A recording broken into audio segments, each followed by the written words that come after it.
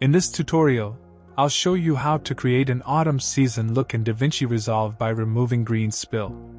Let's get started. Method 1. Go to the Effects panel and search for Despill under OpenFX. Drag and drop it onto your clip. Now open the Inspector panel, go to Effects, and find the Despill settings. Set the key color to green and adjust the strength slider. Method 2.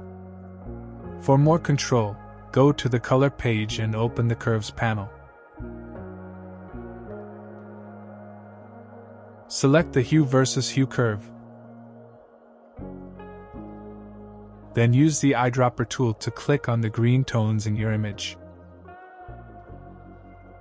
Adjust the curve to shift the greens toward warm autumn hues.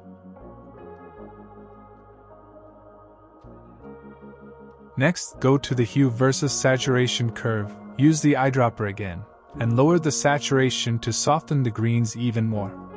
This creates a natural golden, autumn-like color palette. And that's it! With just a few steps, you've transformed your footage into a beautiful autumn look in DaVinci Resolve.